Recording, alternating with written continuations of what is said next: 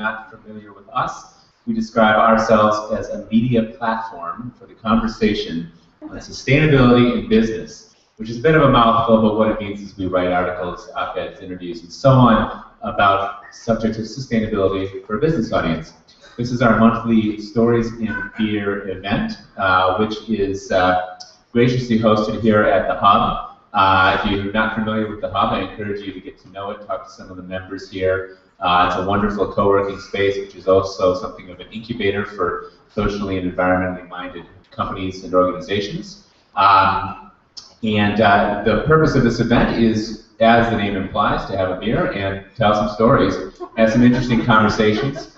The way it usually works is I lead things off for no more than 15 minutes, and then it's really up to you. So we hope that you get your questions ticking in your minds, and when the time is right, I'll let you know, and we can start getting into it that way. I also want to give a little shout out to our marketing partner, the Presidio School of Management. Bethany is in the back there. I think there's a handful of alum in the room, including myself. So if you are interested in sustainable business education, specifically an MBA or an MPA, the new program at Presidio, have a talk with Bethany, and she can tell you more. Tonight we've got a very special guest. In fact, we usually have 2 or 3 guests, but tonight we really wanted to get into it. So David Gottfried was gracious enough to join us. David is the really something of the father of the green building movement, so they say, and he is he's the founder of both the U.S. Green Building Council and the World Green Building Council, which is now in something like 100 countries. It's a real big deal. You've also got a new book out just now, which, by the way, you're welcome to take a look at any point tonight.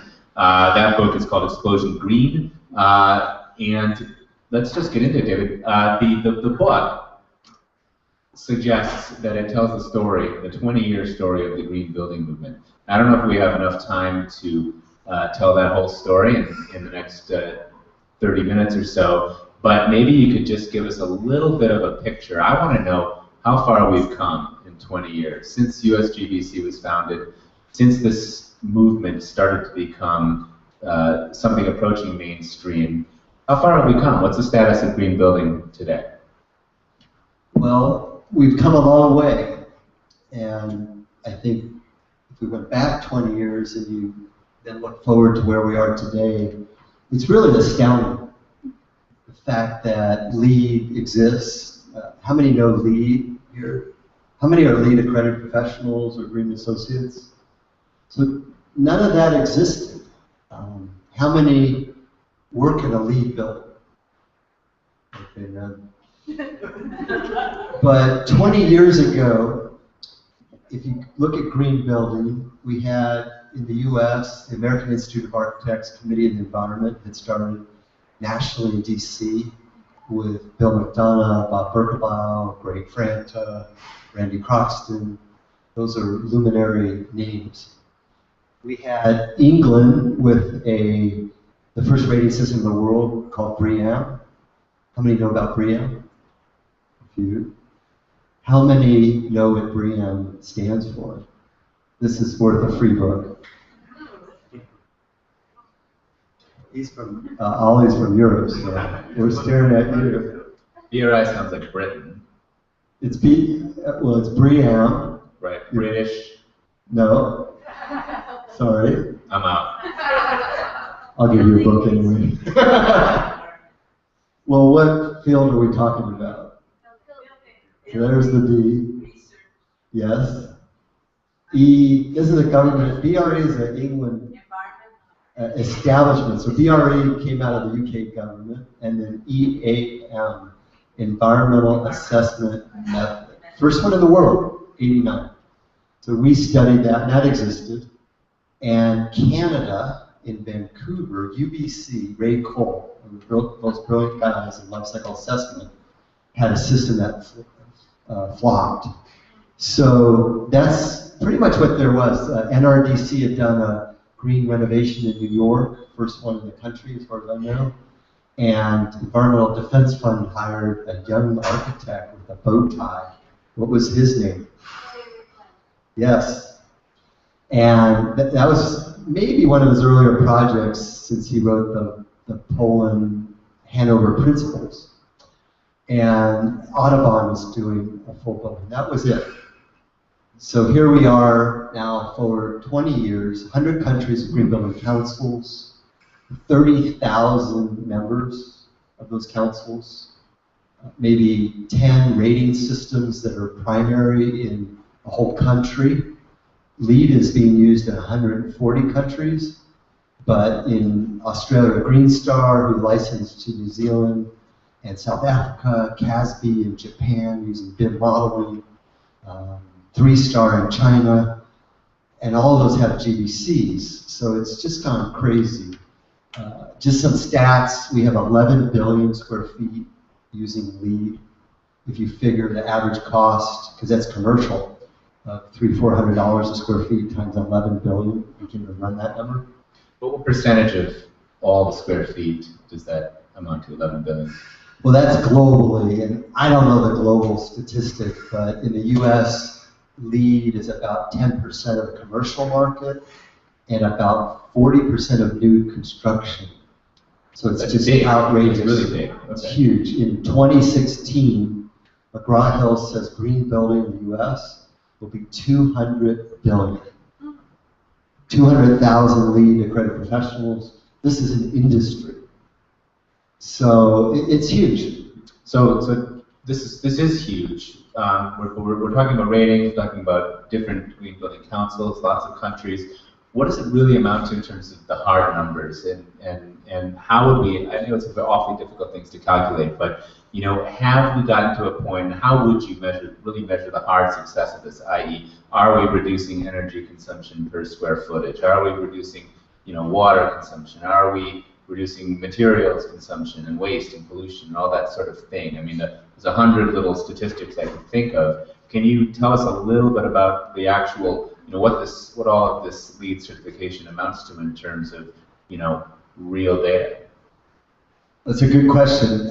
There's been a lot written on this. There's been a lot of research. There's been a whole USA Today series going after LEED, that LEED buildings don't perform. And then there have been studies to prove that LEED buildings do perform. The stats that we have is the LEED buildings average about 30% better energy efficiency in actuality. The range is probably 20 to 30, but the statistic... That's just base level LEED, 30-something. LEED on average. On average, right. Yeah, so from certified to platinum. And that's saving real money if you figure the average energy bill is $3 a square foot at 30%. So it's $1 a square foot per year. So if you're Adobe, like here, they have a building here in San Francisco, 3 platinums in San Jose, they've got 2 million square feet. There's 2 million a year right there. Water, 20 to 30% savings. Waste, there's savings, and then the productivity and health has been measured to have improvements as well. The best studies are really CoStar. Studied about 30,000 buildings, showed a 7% increase in rents for spec buildings. Expenses are down about 20-30%, and the value is higher. When they sell those buildings, they're worth more. They're leasing up faster as well. So those are the CoStar statistics with thousands of buildings. Good work by Greg Katz. Capital E does that kind of work as well, and Niels Koch, and Rocky Mountain Institute. Those are the economic studies. Got it. So great business case there. It sounds like you can charge a little bit more in rent and a little bit higher resale value. Now, you mentioned 40% of new construction is currently LEED, which is great. What about, there's sort of one of the things that somebody said to me a long time ago when this was first starting to take off was that I don't care if your new building is platinum plus, the greenest building is going to be an old building that's been there for a long time, that's reasonably, reasonably efficient.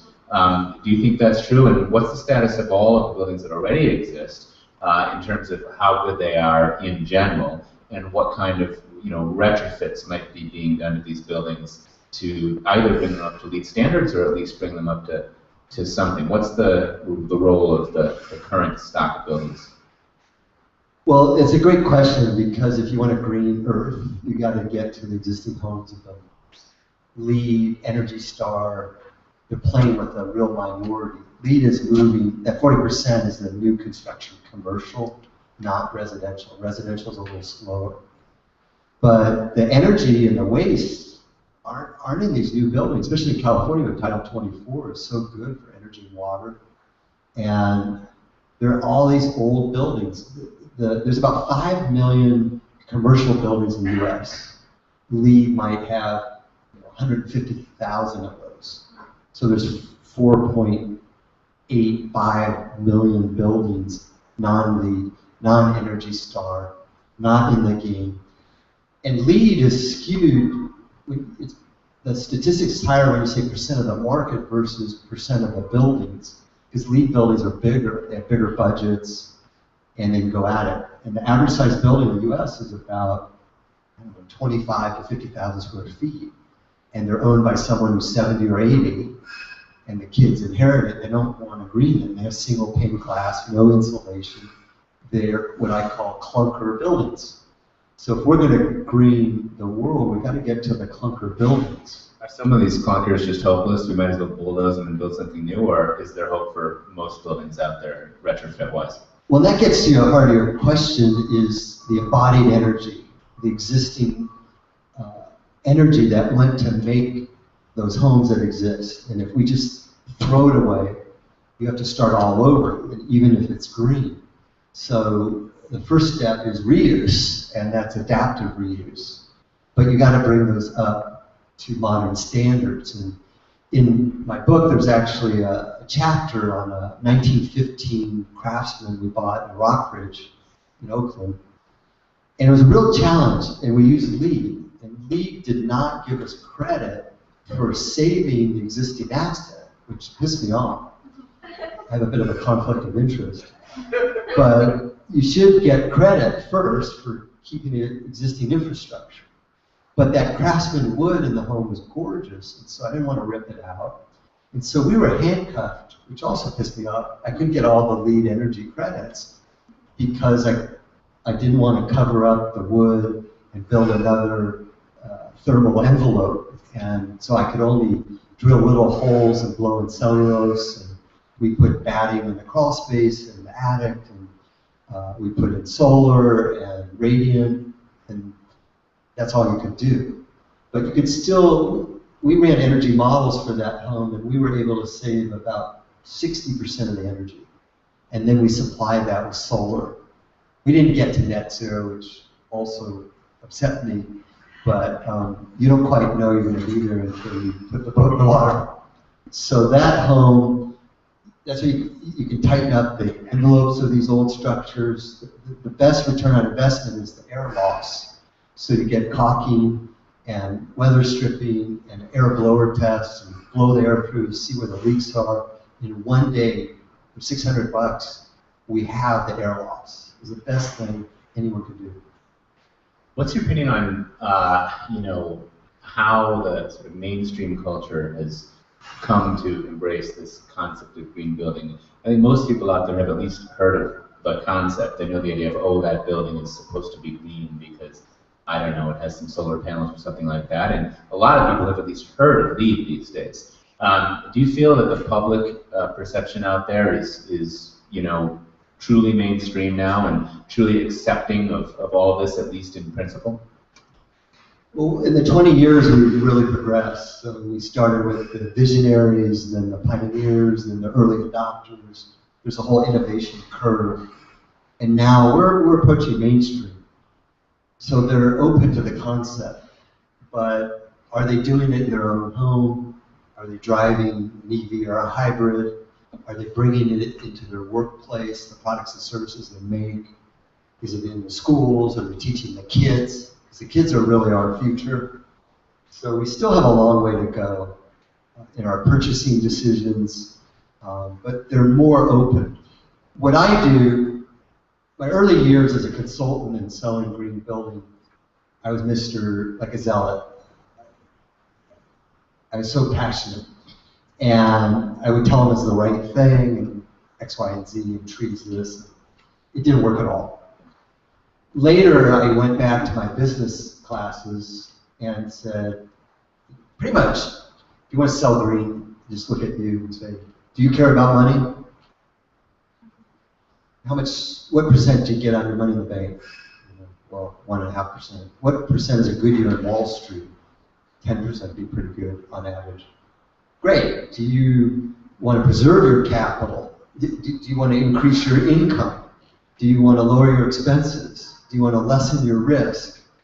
And soon I'm calculating how they can increase their net worth through green building. And I take any corporation and show them that, and if they're publicly listed, if you're Google or Apple, your price-earning ratio is quite high. It might be 30 or 40. So if I can save, and even Adobe might be 30. So if they save $3 million a year in energy, and the price-earning ratio on stock is 30 times 3 million, what is that, 90 million, is the increase in their market cap. Is that right? Something like that. He's giving me a good. So, and then let's say I'm meeting with the COO, I can look up how much stock they own. Let's say he owns 1 million shares. So, or X percent of the company. So I can say, by going green, I'm going to increase your personal net worth by $5 million. Are you interested? Why wouldn't you want to do that? I didn't say climate change is at 401.88 particles per million. I didn't talk about aquifers being drained. I go right to the wall. And what made me successful as a consultant for a lot of years was reading the financial statements and the footnotes of anyone I met with, if you could get it. And I knew those financial statements as well as their chief financial officer. And when I was pitching green, I had the annual report in my hand. And what was the case, though? I mean, can you give us an example? You know, like a real dollar argument for an average commercial building. You know, can you tell us a story about how that played out at some point? Trying now is testing me. We've had a lot of good clients over the years, different stories, but Starbucks, Genentech were publicly listed, Apple, and some of it linked to, well, or Adobe, who wasn't my client, but some of it links to, hey, you serve the public good, you're a brand company, you need to do this, but it's also fiscally the right approach for your shareholders. And so for Starbucks, we did look at all their footprint. We calculated an average that they could reduce it, and then we looked at their average energy cost, and then we could sell it that way. We also, they wanted to be a steward, and we, with Starbucks, invented lead retail. Not many people know that, but it's probably in my book. They were my client. They said, lead, new construction doesn't work for stores. We can't control the base mall. We're an inline store, and we can't use this. So Ben Packer, was the head of environment at Starbucks, was the chair of lead retail for about 6 years.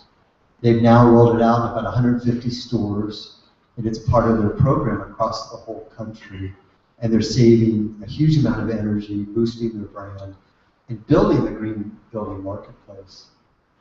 I didn't quite answer the question, but I need to go ahead another stab at it. We'll keep rolling. We'll keep rolling. And I would ask one more question on a subject that came up, and really I want to open it up to you guys. So I know there's some questions out there, so get them ready. There's one topic that is hot right now for good reason, because it's been sort of unsung, and that's the impact on people's health. We talk about indoor air pollution. We talk about off-gassings and VOCs, and all of the issues. There are those who say that a lot of buildings are dirtier inside than outside. How does LEED specifically, or green building in general, account for that? How is that a part of the calculation that you go through to get your accreditation? And the second part of that question is, I understand that a lot of this, at least for the commercial buildings, can come down to things like the the kind of cleaning products that are used in the building, and how can you control what happens with the next person moves in and puts bleach all over everything, you know? So two-part question: indoor air quality impact on human health, and you know, how do you control humans' behavior that are renting or buying a building? So health is the hottest topic in green building right now, and our local chapter here of the USGBC it's their mantra for the year, and nationally they're really embracing health. I think health in buildings and the impact of the building products and the building design on the occupants has been lacking. We've focused on energy first, energy conservation, efficiency, then clean energy generation. Solar is always the one everyone talks about. Water is also a stepchild and needs to be boosted hugely. And then health, really, if the building's impacting the homeowners and your kids and you have a new baby, you really need to know about that. If you're a new parent, you're looking at the food you're serving them, you want it to be organic, you want it to be healthy. God forbid you hurt your kid, but we're painting the walls of the nursery, we're buying the new changing table that off gases, and that particle board is held together with formaldehyde-based things. The paint might have biocides and fungicides that off gas. Those are the preservatives so that that paint looks the same 2 years later, but you're painting it now. And we can give that stuff up, have no VOCs, non-toxic. So LEED is embracing these issues with VOC credits. It's also daylighting is very much important to our health, our circadian rhythms. We were much better when we can have a connection outside. Germany was one of the first in the world. They said, no one shall sit more than 7 meters from the daylight. In the US, we didn't care. We had cubicles with no windows. And they looked like, you had the casino effect there where you basically want to nap all the time. So LEED gets into daylighting, into off-gassing, in some of those areas, but it's starting to look at more red list things, the ingredients of products. The Living Building Challenge is another rating tool of our Cascadia chapter. Has I think there's 11 or 12 no-buy materials on their red list. It's had a profound impact. It has the obvious ones like lead and mercury and asbestos, but then it gets into more PVCs and endocrine disruptors. Kaiser is trying to do hospitals with no PVC. The EU has banned PVC. The problem there is chlorine in the manufacturing, in the disposal, and the burning. It's really a horrible thing. But there are other plasticizers, and this whole field is wide open. If you're looking for a new field to go into, this is it, because now we have health product declarations that are brand new, and the carpet companies, the paint companies are being asked to fill these out and show us inside the black box what's in that and what's the impact. We're starting to hire MDs and cancer experts and going and diving deeper into all the ingredients. And some of it's hard. And LEED is waking up to this, and there's a whole new field here because we haven't been given the ingredients of those paints, of the glues, of the furniture, of the cables. We all have bought new cars probably, and you think, oh, it's the new car smell. Well, that stuff is lousy for you. You don't want to breathe in it. When I bought my last new car, every night we have a garage that just keeps the windows open for about a month. I don't want to breathe it in. And you don't want your family to have that. You want to keep your shoes off when you walk in because you're tracking stuff in. If you buy paints, you want to go no VOC. If you buy furniture, it's better to buy solid wood that doesn't have finishes or older stuff as well. In your furnace, you can also have an air filtering system for that. You can look at that. You can have sensor technology measured as well. So that field is just wide open. and much to learn. We haven't even looked at the hormonal impact of buildings. With lighting like this, it's kind of a cool blue. We don't like that. There's a color index, and LEDs are a lot better, and they match more the natural light that we're used to than the fluorescence. And all of that has an impact on whether we want to be in the space or not, and we're just starting to understand the health. Thanks. So your turn. Who wants to kick us off? Because I can just keep on talking. How about we'll start with you, and then we'll go with you. And then we'll go with you. So I have a couple questions. I'm interested in both water efficiency and policy. So on water efficiency, I'm wondering what your vision is for what's coming next and how buildings are going to be more water efficient. Is there going to be like zero infiltration into the sewer systems? I think on the pipeline for that. And then also on policy, how have policies helped shape the Green Building Council or LEED certifications? Or do you see that they could be more helpful, city policies versus policies? So water than policy. There was a building in Seattle that was just built that supposedly has zero. Bullet. Yeah, that's the one. Yeah. Catch us up on that and then awesome building. That did the Living Building Towns. We're just finalizing it. But just great building. It has gray water and black water. And nothing goes in. There's something like is it 100% rainwater or something amazing like that? I can't remember. Well, they capture the rainwater, but they also capture the sink water and they treat it. They capture the toilet water and they treat it on site. And Living Building Challenge has a net zero water requirement. That building's awesome. I got to interview them for that interview series I did. Water is so important. I'm certainly an advocate of mitigating climate change, but water just doesn't get talked about enough. You actually die from losing all your water before the climate kills you. And wars are fought over water. And if you study water, not just here in California, but globally, we're just running out of water. The statistics are unbelievable. Of 100% of the water on Earth, 98% has salt in it. And I think about 1 or 2% is in icebergs and ice form, and 1% is potable and available to us. And then we don't treat it as dear. We're just idiots on Earth. We just take it for granted. 70% of the water, 77% of the water in California is agriculture. And we don't have any ratios of this thing you're buying is this much water. And there should be some ratio of either protein or grams to water, or a pound per water. So you have a sense of the MPGs of the food you're buying in water per PGs. We're just oblivious to it. Meat is 1,600 gallons per pound. Chicken is like 1,200. Wheat is 800 gallons, not 800, 80 gallons. So 1,600, I think it's about 12 or 1,480 for wheat. And we have no sense of it. 30 of the cities in California are pretty much out of water. The governor, January 15th, signed an executive order for water calling for 20% reduction. But it's voluntary. It needs to be mandatory on a policy basis.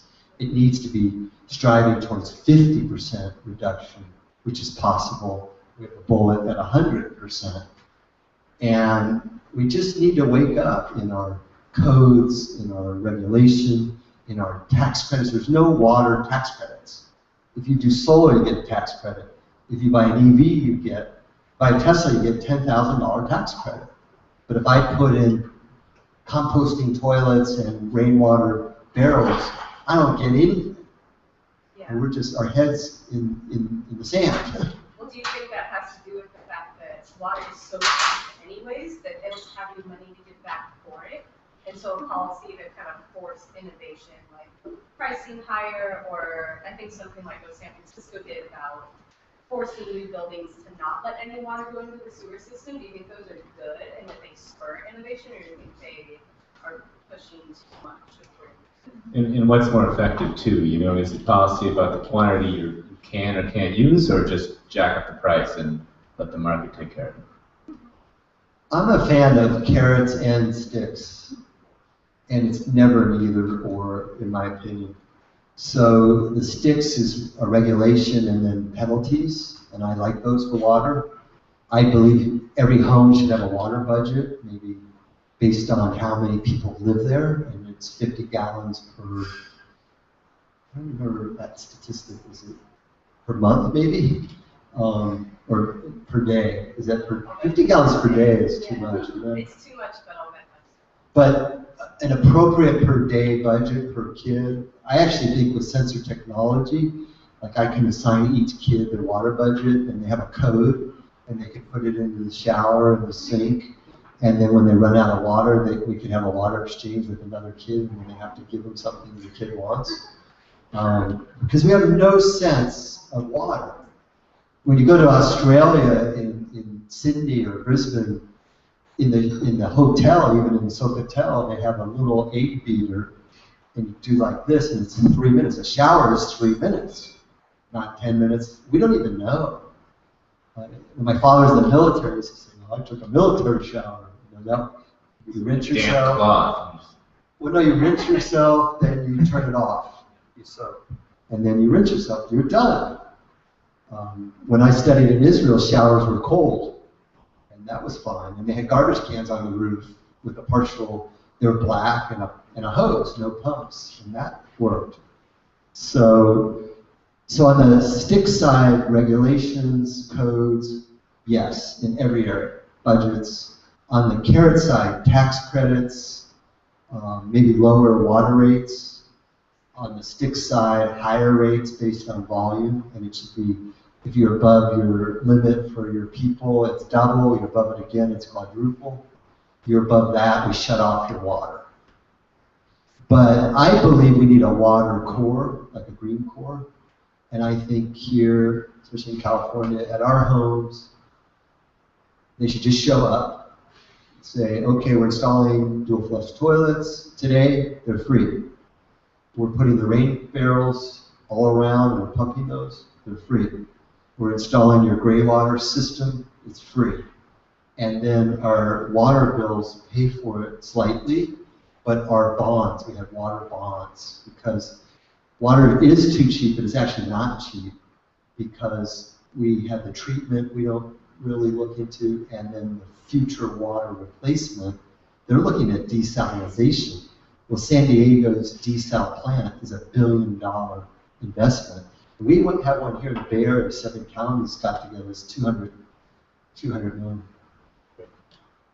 Please, and then you first. Hi, yes, my name's Laura Hathaway, and I have some specific questions in regards to some of the initiatives that President Obama is putting together. In other words, the innovative hubs, using deep green retrofit, bringing in working with low-income housing retrofit, energy-saving industrial competitive Act of 2014, and the DOE Better Buildings Neighborhood Program. I'm wondering if you're working with any of these with President Obama and his initiative. Now he's being able to fund 50, I guess, altogether innovative hubs, which would basically bring back an economy of teaching people what green retrofit. So we're teaching people. Meanwhile, we're retrofitting. So one of the examples that I'm working with is Golden Gate Village in Marin City, which was designed by one of the earliest green builders, Aaron Green, who was a protege of Frank Lloyd Wright. It was designed prior to the Civic Center, which they both are now 50 years, and historic preservation has happened for the Civic Center. And so the question is, are you involved with this work with the innovative hubs, with the green retrofits, something that you are actively engaging in?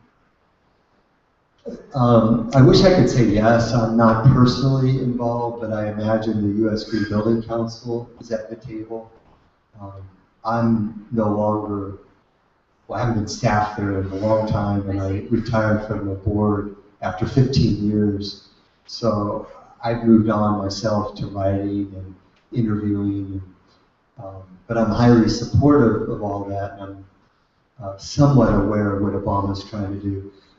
one of his biggest things he did was about a month ago was his executive order, because he got tired of waiting for Congress to regulate coal emissions. And so he single-handedly just, with EPA, put it in play, calling for 30% reduction. And it's huge. People are saying this is the biggest thing a president has ever done, and it's enormous. Al Gore has some great quote that this is the biggest thing. Plus these hubs, and then when the economy was down, he put a lot of great investment into green tech. Right. Didn't all work out, as we know, down here south a little bit at that solar place. But some of them help firms that I work with to get grants for sequestering CO2 into cement. Claire is doing it. There's another one called Blue Planet, if you haven't seen, and they got money from them, as well as I think View Glass got some for electrochromatic glass. There's between $10 and $15 million right now in stimulus money that's specifically for renewable energy, and most specifically for putting solar on buildings. And as you noted, there's 70% of the buildings in Marin County that are existing need green retrofit, and that is equal to the amount of CO2 put out by transportation. So that focus on deep green retrofit and teaching that and bringing back these, these new technology, new science into these hubs, such as 3D printing, et cetera, so that you don't have the old manufacturing. One thing on the solar, because everyone wants to slap solar on the roof, but they have single pane windows, they have no insulation. All the conditioned air just flies right out in like 10 minutes. And that's, I love solar, but I just want to emphasize the smartest place to start, including Obama's money, was insulation, weather stripping, and windows after that. And once the envelope's really tight, then you look at the electrons and where they clean. Right. I'm still a fan of solar, but in this particular case, the stimulus money needs to be garnered first, and then the matching funds for the deep green retrofit and preservation and sustainability, because some of the stimulus money is here now. So and it's aimed at bringing these low-income housing up to snuff. Nick, sorry, can I give you one more tidbit? Yeah. I interviewed Paul Hawken recently, and about his new work. He's writing 2 books, and he said to me, "What is the biggest, the best item for energy efficiency in the world?" And I'm going through technologies. What was your answer? Off switch. No. Hot water? No. Keep going. In the world? Insulation? No. Any ideas? I'm gonna give a book. You get a book for this. In terms of energy. And then I've been staying awake during the day. This is worth a free book. I'll sign it. What is the best item in the world to create future energy efficiency? Education. Battery storage? She got it. Oh. You want a book? Hannah got it. I didn't get it, so she won the book. Could you believe, especially in the third world, because he found if you educate them, especially women, they won't have as many babies. They won't have 7 or 10 kids, they'll have 2 or 3. And right there, the ecological footprint of a kid, well, in those countries is still pretty low, but as they develop, it'll be 10x as they learn our fat ways. A question in the back. Yeah, thanks. How much is indoor air quality? Is it an actual requirement for any LEED certification? And if not, what's the next step with that? Indoor air quality as a requirement for LEED certification. It's one of our categories, so it's a fifth of the standard. I don't know if it's a fifth in points, but about 5 or 6 categories. And indoor environmental quality is in there, and indoor air is part of it, as well as daylighting, the off-gassing.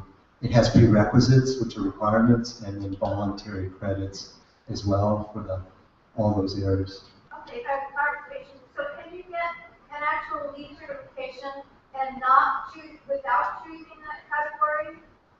You have to meet the prerequisites in every category. You don't get certified. Those are mandatory. Okay, thanks. And there's only a certain number of prerequisites, and then the rest are voluntary. Oh, thanks. Okay. So you mentioned living building challenge, and I'm curious how is LEED given that you're becoming more standardized and accepted, what are the methods that you recommend or see for pushing the envelope further? In now that LEED? you got everyone's attention. In LEED, you mean? Yeah. That's kind of interesting. Is there a tension between LEED and the Living Building Challenge? Maybe there should be. That's curious. What's even more curious is that the Living Building Challenge is a product of the Cascadia chapter of the USGBC. So one of our chapters has its own rating tool. I find that curious. And I don't know all the tension, and I imagine there's some. LEED's highest is platinum. It doesn't require net zero in anything. And Living Building Challenge comes out, and Living Building Challenge is all mandatory. LEED has those mandatory prerequisites, and then it's how many points can you get. Living Building Challenge is you must do this. So it's a very different command approach. But I think Living Building Challenge is pushing on LEED to go higher in its performance. And version 4 of LEED is better than 3, and version 5 will be better than 4. And we'll keep moving because the L in LEED is leadership. So once the certified bar is really code, there's no reason to have it. You have to step it up, step it up. So it's going to have continuous improvement. Will it get to the point of Living Building Challenge for platinum? Maybe, but then Living Building Challenge will move higher. I like that idea, though. I mean, that somebody challenges what the best of LEED can be, and that's the whole point, isn't it? Right? Keep it moving. It really is, and when we did that home I talked about in Rockridge, we were the highest platinum in the world for a short time. But we became a target to beat, and it created a competition. Some guy wrote me one day from Portland and said, "Hey, I beat your house." And I think it's great, you know, that's what it's about. And, you know, it's not about always being the best, it's about setting the bar to push the next person. Right here. So I wanted, you had mentioned the idea of selling energy efficiency and process to customers. So an interesting caveat, like from my experience, like I had a high bay industrial LED lighting company that I founded, and I was selling to an industrial customer in Seattle, and the customer was actually the largest grid user for Seattle City Light. And I'm trying to get them to adopt these high bay lights, and it was LED. And the thing was, is what I did is actually go to Seattle City Light and sold them to them, because what I said is, if you take this energy from them, that's 8 cents per kilowatt hour, and then you can resell it in residential for 22 cents per kilowatt hour. So essentially, the user of the light never even bought the light, the utility did. And they just said, if you guys will adopt it, we'll pay for it. And I wanted to know about your experience in the LEED certification. Do you see these type of reach-through effects where it's not always like the building owner itself that may pay for these type of retrofits? That's a great case study that you mentioned. Amory Lovins invented the term megawatt. I think I read about it about 1980 in his Soft Energy Paths book, which is my first green book I read. It was a simple concept. A watt saved is a watt generated. So they must have been at capacity, especially during peak power, which is when the 20 plus cents was occurring. Probably summer, hot, air conditioning running, and they don't want to build another power plant. So that power plant of the future was the savings of that firm, the industrial firm, by the 8 cents. Pay them 8 cents, save the power, sell it at 20 cents. They made a profit. But at the same time, that new power plant was that energy savings, which is brilliant. Of course, my mind's thinking, is it Amazon? Is it Boeing? Short list. Microsoft, so that's about it. They have the largest indoor building. Did I hit it? What's that? But do you have a book I would? So, but it's brilliant. So for water, it's the same, because you don't have to build, that next water treatment plant is $50 million. And so our toilets, those toilets that are 5 gallons of flush, can go to 1.0 for number 1 and maybe 2.0 for number 2, and you have 10,000 toilets. There's the water plant. And so that's why I say they should be free, using this exact same concept. But you got to incentivize those utilities with the PUCs to do that. Otherwise, if they're only making the profit when they generate the new watt, they won't do it. But once they're at a capacity, maybe they will. But the PUC in California would pay them for a megawatt. And that's really what made energy conservation work. And they even have rebates. It's one of my favorite, most counterintuitive concepts. I want to kind of talk about energy a little bit too, because I think there's a tyranny of energy, that so many retrofits are based solely on energy and they don't look at the other pieces. So a lot of the retrofits don't go O&M or don't do these other pieces because all they're looking at is energy, and we just talk about the financials that pay off that. And so can you talk about a little bit how, what you do that, to get owners or building operators to buy in on those gingerbread pieces, the ancillary pieces of green buildings, when all they're focused on is, or when you focus in on is the dollar side? How do you kind of shuffle those ones in, portfolio them in, or whatever it takes to get those into the project? You start with energy, but there's a lot more. How do you get people? Well, it's interesting. In the City of San Diego project we did, it's called Ridgeview. It was for the city permitting inspectors, about 1996. We drove the energy savings so high, and we got those funded by the utility, SDG&E.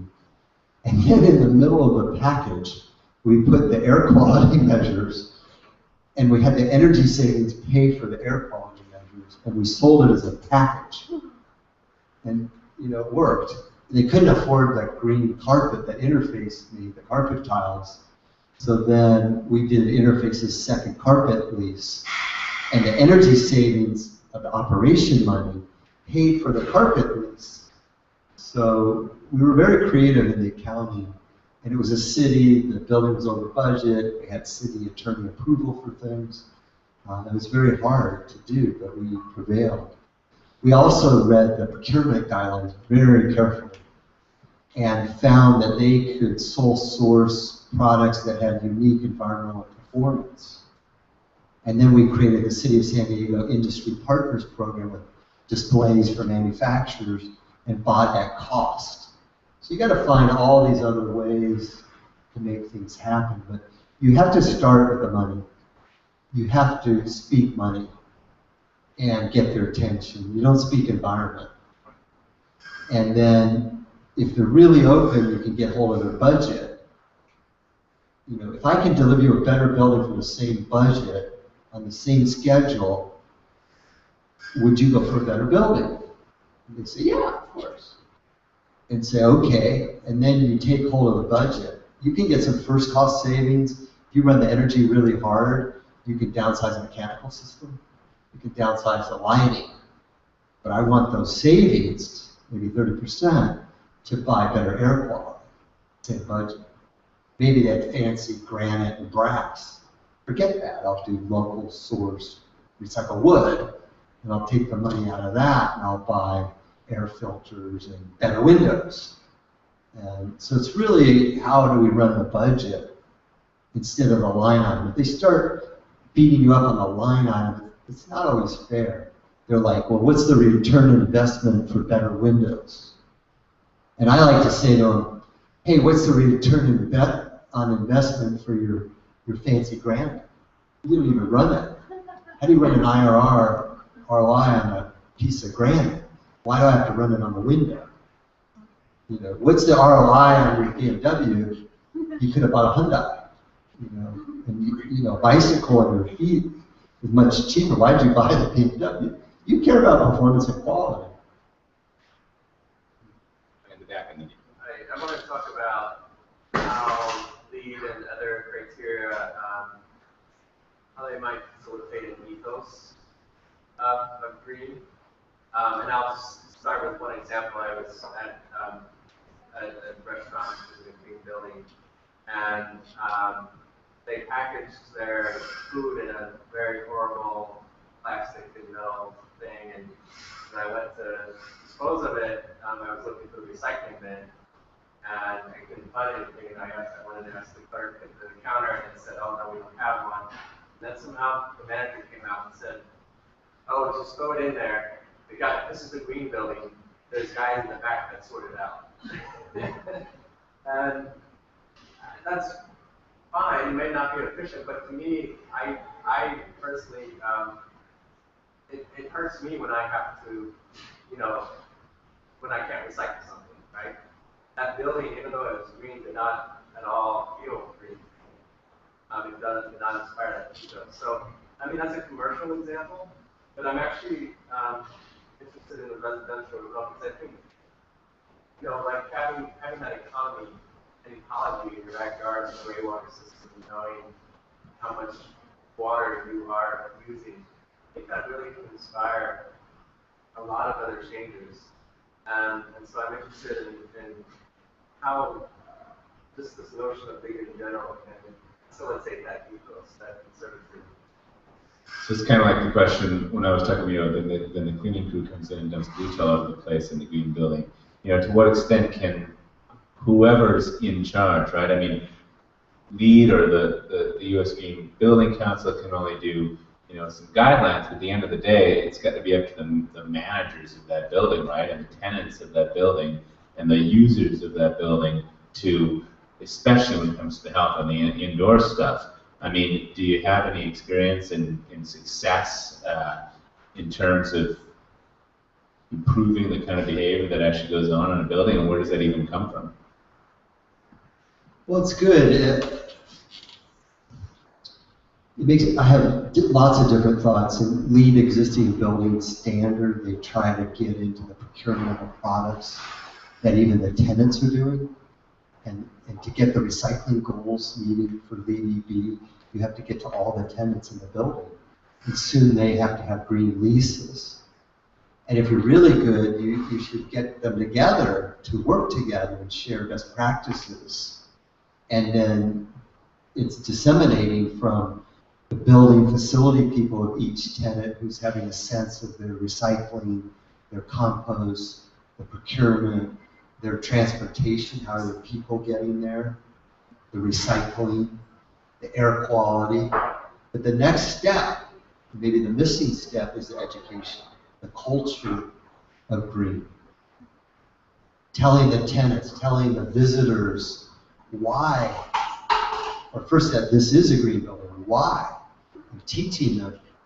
We have Lucid in Oakland has these dashboards that people are putting in, and you can push on it and see how much energy the building generated that day in solar, how much rainwater it captured and used, and then the equivalents, like what's the equivalent number of cars off the road, and what's the equivalent number of homes of water saved. And so it's trying to get in the lobby to educate the tenants. Maybe they have brown bags to create the culture of it. I wrote a plan once for a big shopping center, huge one. It was called a lifestyle center. And I wanted them to gather all the retailers of the 100 stores and create collective green store guidelines, have monthly events to educate the public, and have almost like a green cooperative. They could buy fuel cells together. They could have EV parking. You know, all these things you could just do if you banded together instead of individual, which is ridiculous. You can't look at it that way.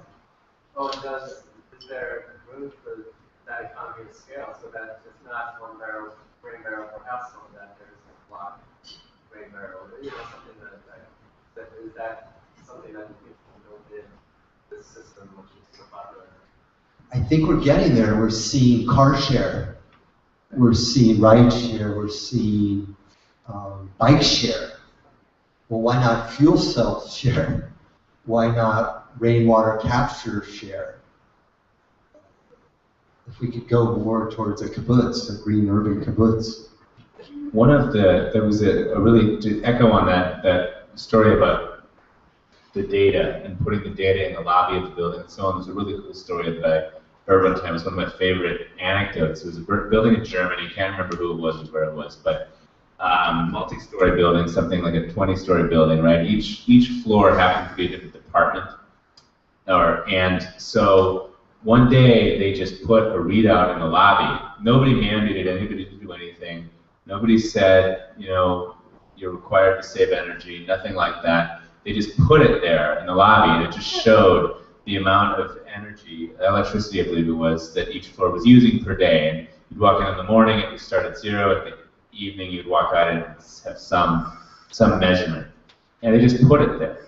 And within a month or something, the energy use of the building had gone down to something insane, like 20%, just because nobody wanted to be the floor that was the big hog. And there was just this natural behavior change that took place. And so I think that's just a terrific success story. And I wonder if you've seen other success stories of that nature, or if you've seen people able to do that kind of thing on a neighborhood scale. I know that there's a privacy issue. You don't necessarily want to share your data with the neighborhood, but some of these utilities know what the average consumption is for the neighborhood, right? And then they can tell you, well, you're above average or below average. I'm not telling you if that's good or bad. I'm just going to tell you, you're above average.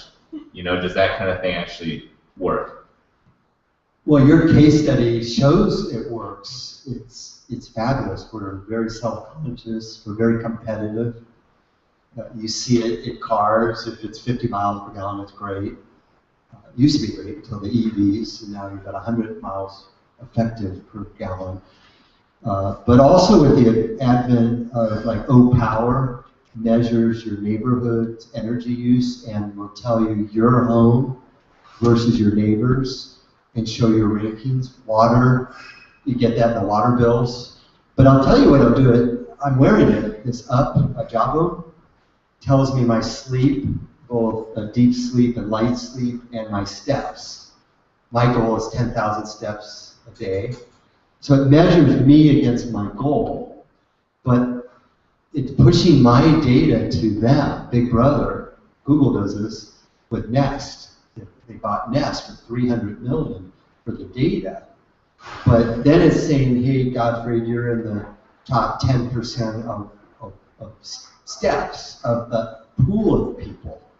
And same for sleep. And so it's starting to compare me against all the others of the data. And I think we're going to see this in water, in energy, in food at some point when we can measure calories and ecological impact as well. You're wearing it here, but what if it was a badge on your head? What if we all had our ecological footprint here? You're red light, green light, yellow. And, it's Big Brother, but it's peer pressure to get good. If someone's trashing your neighborhood, don't you want to kind of know? And you want to encourage them to not throw trash on the floor and ruin your neighborhood. It's your community. And so where's the data to know who's doing what? And this, it has privacy issues. I'm creeping her out, but this is sensor technology. And now we're sharing, so my wife is pushed to my iPhone so I can see her steps, and Jim Allen at Sloan, he's the president of Sloan, he's a buddy, I see his steps and I can cheer him on.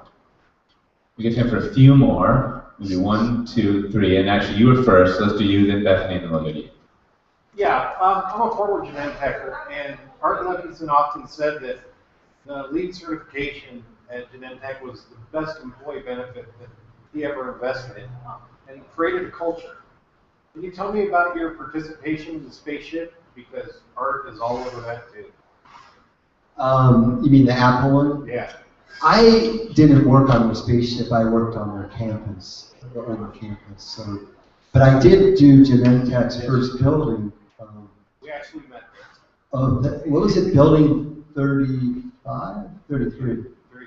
I remember that. We didn't go lead, but I ran. Were you there at the charrette I ran? I thought that went pretty well. It's like 15 years ago. Yeah, it's a long time.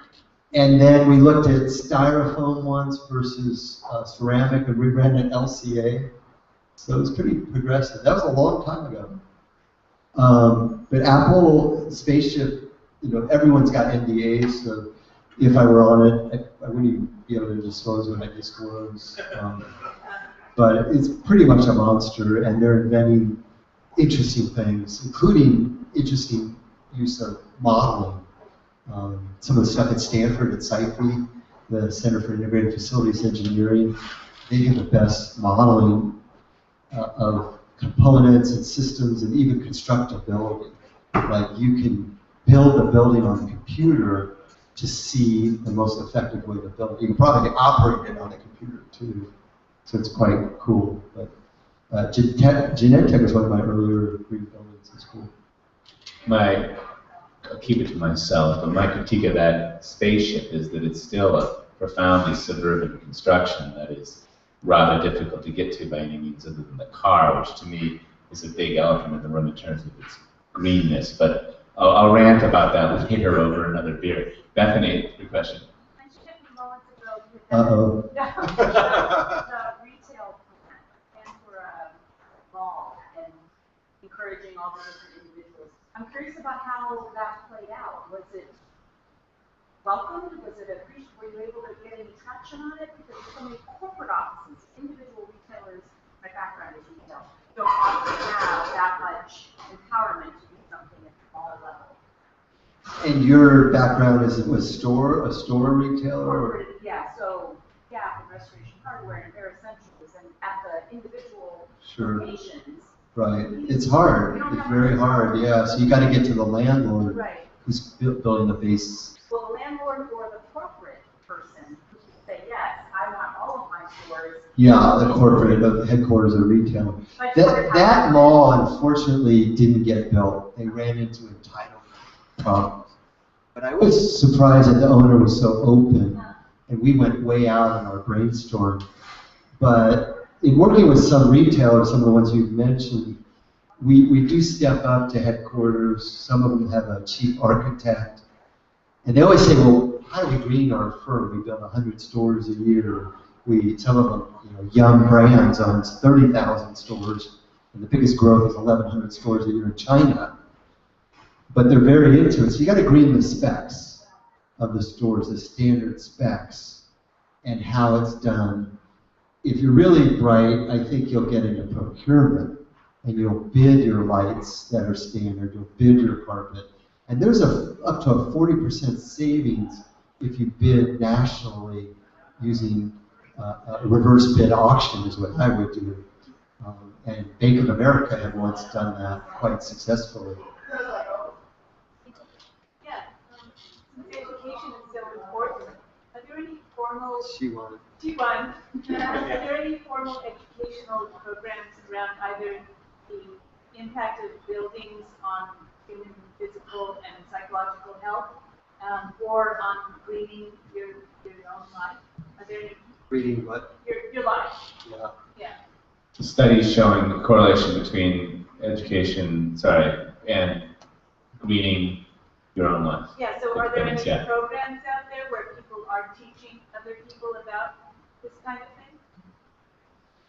So I'm going to divide the question into two parts. There's a lot of studies on the health side, a lot of daylighting alone. Lisa Mahoney did a school and measured a 7% test score improvement. Walmart measured daylighting in one area of the store in Lawrence, Kansas, and that area where the daylight hit the products had higher sales. That was interesting.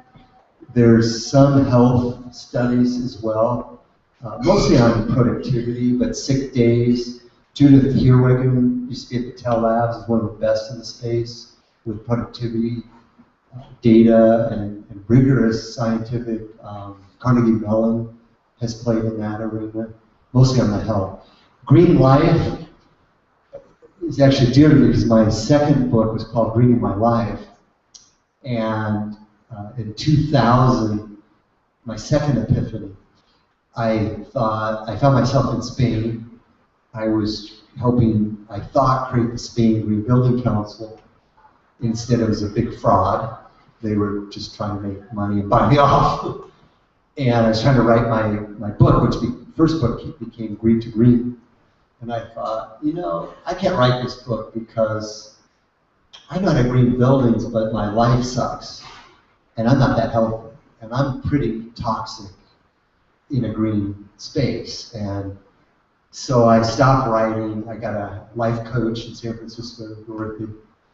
And she said, you know, you want to find a partner, how are you going to do that? You want to get healthy, what does that look like? Your nutrition, your food, your exercise, your diet. So she made me take off half time. And I rented a yurt up in Point Reyes. I pulled out my laptop and I invented the life balance sheet, which is a green life rating system. It's 10 categories, less than 60 points. Your life isn't certifiable. At 90, you have a platinum life. And I call it the life balance sheet. And I'm a financial guy, so balance sheets have assets minus liabilities equals net worth. So these are personal assets less liabilities equals self-worth. So it's the first calculation maybe ever of self-worth and green life. So you gotta get my second book talks about it. And I have a program called Regen 360.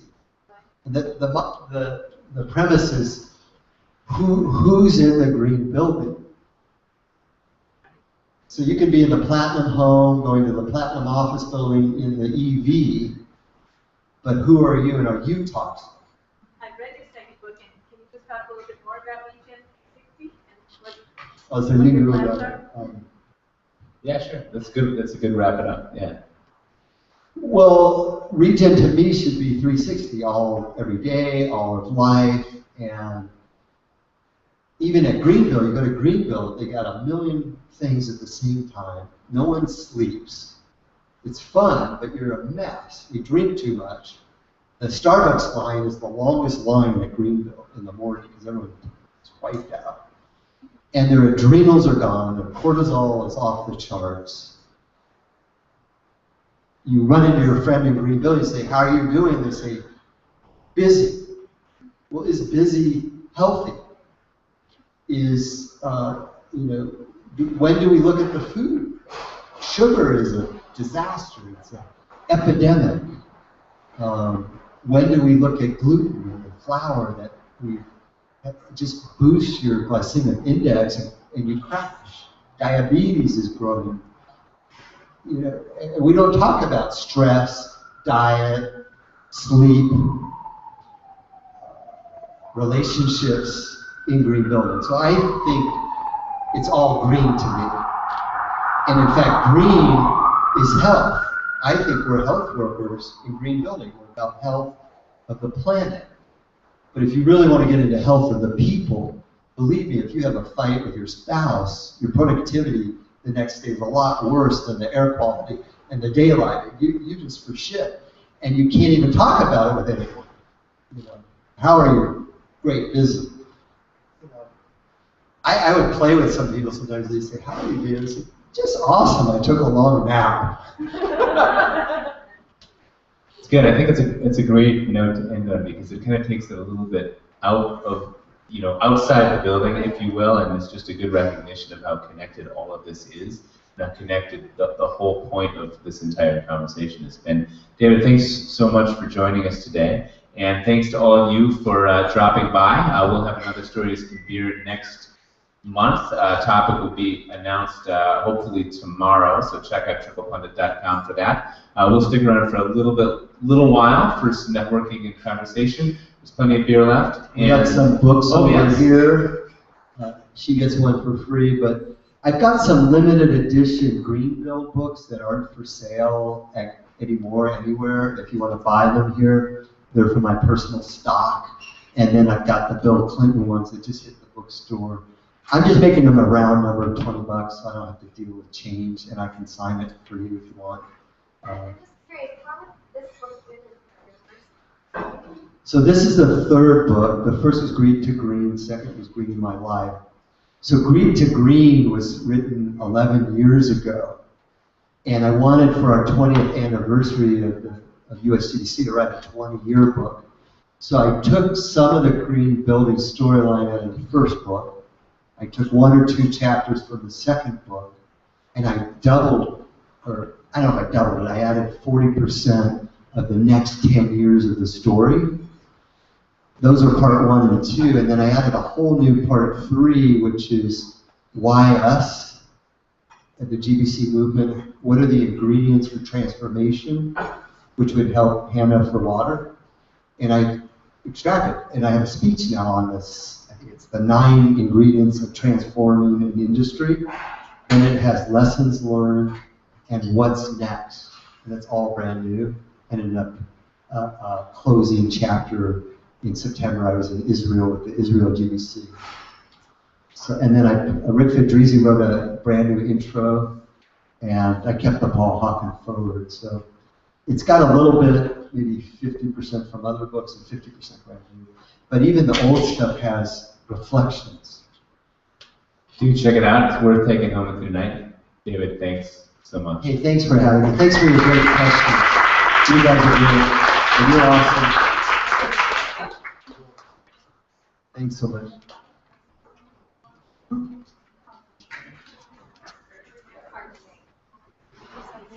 Yeah, the restroom earlier.